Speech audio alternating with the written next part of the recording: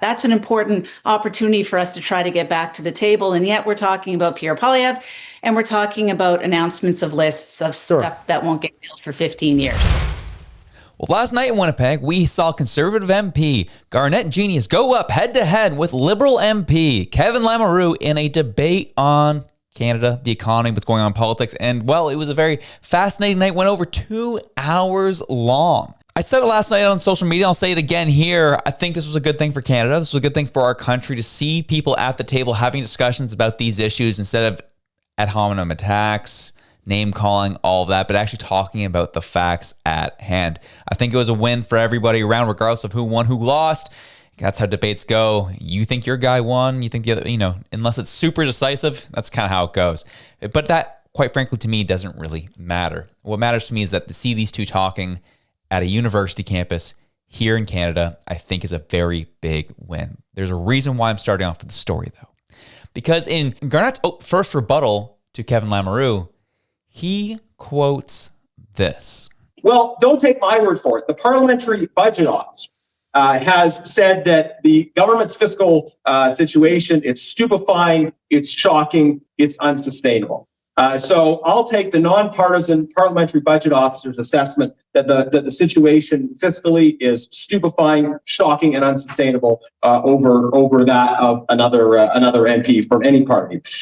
Yeah, so we're going to be getting into all that today because those words are starting to come back to haunt that PBO, as well as Lisa Raitt calls out the CBC and calls out the media for their lack of proper coverage of things that matter to Canadians, as well as grilling Anita Anand on the fact that she wasn't even really grilled on things that actually matter to this country, and the hypocrisy was being called out right to their face. We're going to be getting into all of that.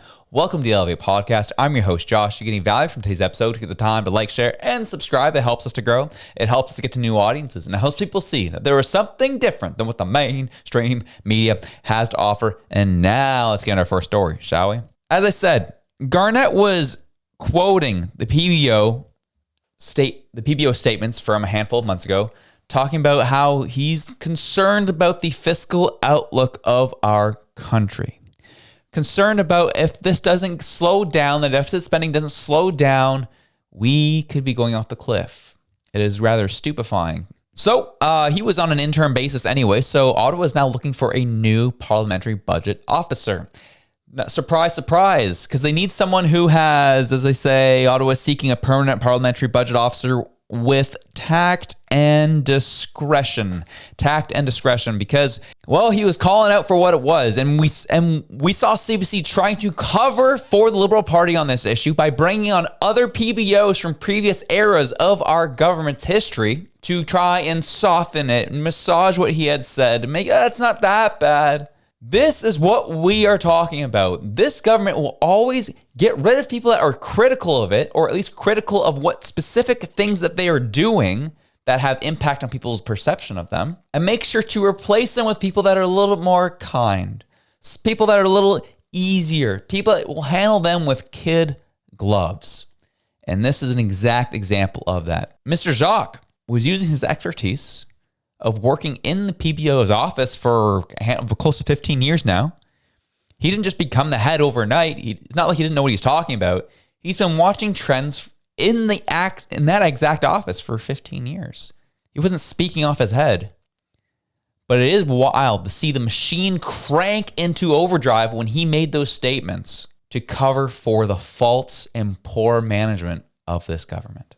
And that's what we're seeing right now. The weaponization of our media, the weaponization of our institutions, going after their political opponents. And when those political opponents have something critical to say of you using those methods to go after him, well, then it's wall-to-wall coverage of Pierre Poilievre.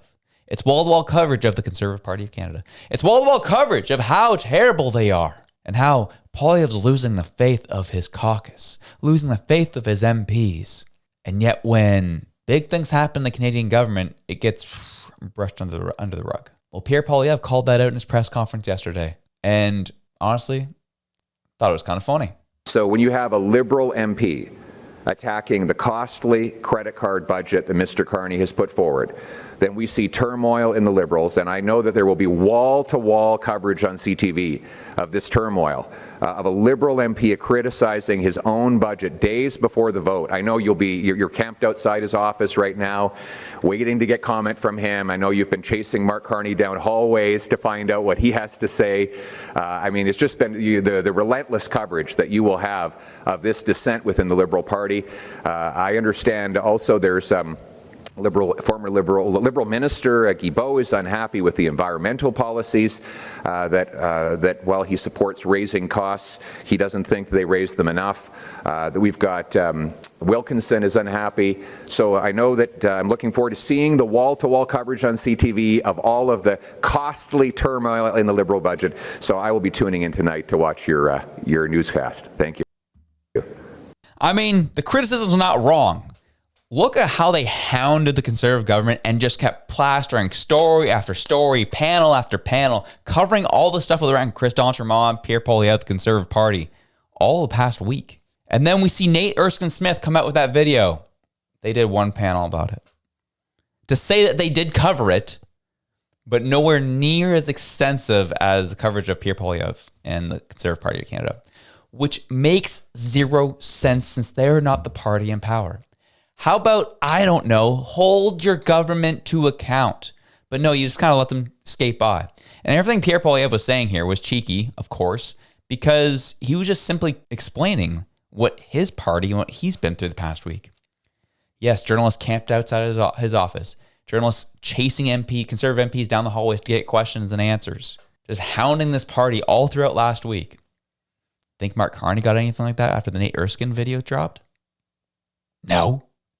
Not a chance. And if I'm being quite honest with you, Vashti asked Wilkinson, who Pierre Poilievre brought up in this statement, about whether he wants to leave the party or not. And she simply asked him because she felt like she had to, as you'll see her in her setup of this question. For the sake of transparency, I asked our team to reach out to you this morning because I was already thinking about the climate policy. I was curious as to your reaction. And then a few hours later, Pierre Poilievre held a press conference and he actually name-dropped you, invoked you next to Minister Guilbeault to sort of, I guess, lay some groundwork for his lamenting of the media not covering internal Liberal turmoil enough. So I thought I'd put the question to you directly, since he invoked your name. Are you unhappy?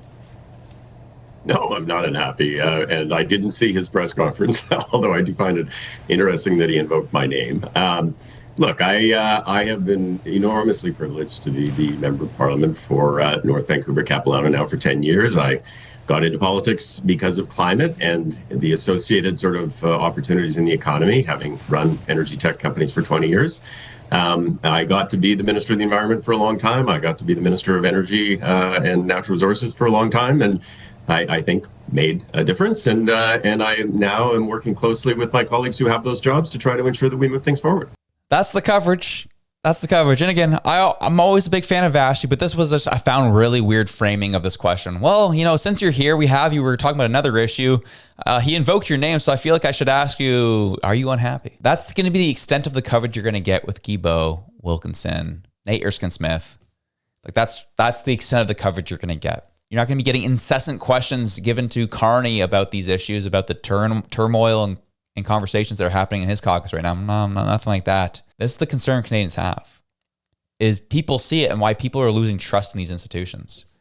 Because you refuse to truly, truly, truly have a balanced approach to your media coverage. Some stations better than others. CTV, I would say, is one of the better ones, but still struggles with it. But CBC is the most heinous violators of that issue, as they only bring the stuff up when they're really pressed on it. They only really are critical of the Liberal side when they're forced to, specifically the likes of David Cochrane, Rosemary Barton, and the bigger personalities at CBC. And it very much became so obvious to Canadians after last week. Canadians knew it and saw it up to that point, but then that was when it was like, whoa. The budget was just released. We're seeing either as much or more coverage on the Poilievre situation and the Conservative Party than we are on the budget itself that actually is impacting Canadians directly. Does that make sense to you? There are some real issues happening that have real consequence to Canadians, and the issue is about Poilievre. Lisa Wright called this out on CBC's airwaves yesterday to be like, does that make sense? Here, listen to this. But Lisa, just on that point, like creating that, yes, I'm on it, I've got a plan. Is that enough? Like for now, that it's a priority, it's a focus, and you're seeing activity, at least in a process sense, if you're not actually seeing the specific outcomes. Is that enough for people right now? Maybe, but I'm going to put my cynical hat on right now and say that I'm not surprised the Globe and Mail got a bit of a taste as to what's in the announcement, given that Marco Rubio was in Niagara-on-the-Lake today. Nobody's talking about the fact that we didn't push him on why we can't get back to the table on negotiating a deal with the United States. Minister Anand was asked about it, and she said, I didn't bring it up because it's somebody else's file. We should be talking about that. That's an important opportunity for us to try to get back to the table. And yet we're talking about Pierre Poilievre, and we're talking about announcements of lists of stuff that won't get filled for 15 years. Okay, but on that, I mean, should the Foreign Affairs Minister be talking to the Secretary of State on trade when Ambassador Hillman's talking to Jameson Greer, Howard Lutnick, and Dom LeBlanc, Donald Trump, and Mark Carney are talking? Like, she'd get in trouble with this Prime Minister, wouldn't she? And Rubio might too. No. I would say if we take a Team Canada approach and if we encourage people to talk across the border to anybody they possibly can about the importance of the relationship, then you take every opportunity you possibly can to talk about the importance of the relationship. You don't say, I didn't bring it up at all. Okay, we're going to have to... She said it. She said it. Where it is interesting, again, David Cochrane immediately defending Liberals.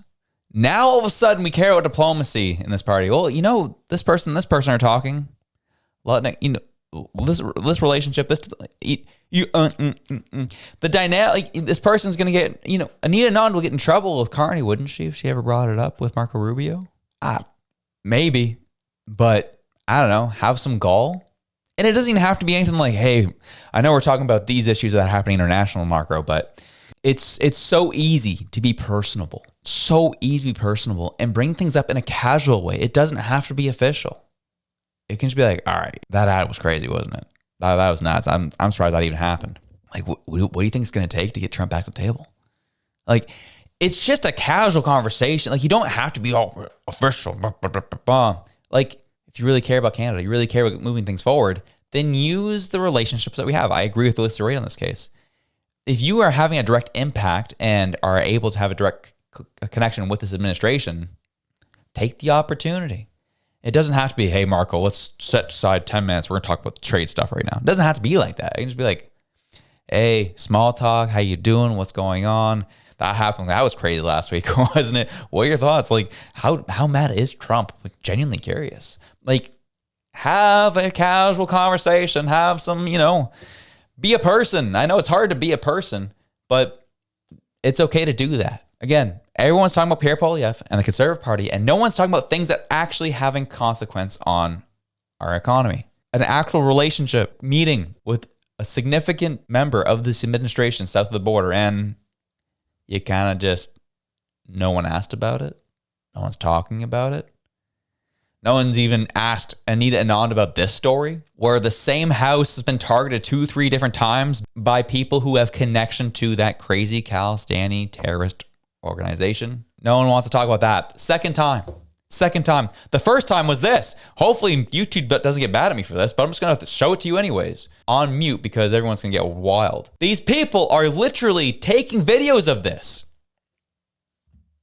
They're literally taking videos of this, posting on social media. I'm saying, you're going to do nothing.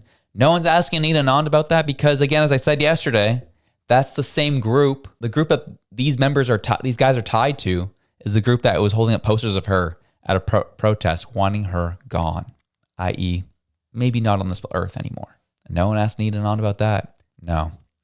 It's all about Pierre Poilievre and Conservatives because it's all about crafting a narrative, making Canadians feel a specific way, and not actually living up to the mantra they're supposed to be, which is the Canadian public broadcaster who shares simply the facts and doesn't inject opinion into everything to make sure that you feel the way you need to feel. It's balanced coverage on all issues. That's where our tax dollars were supposed to go to.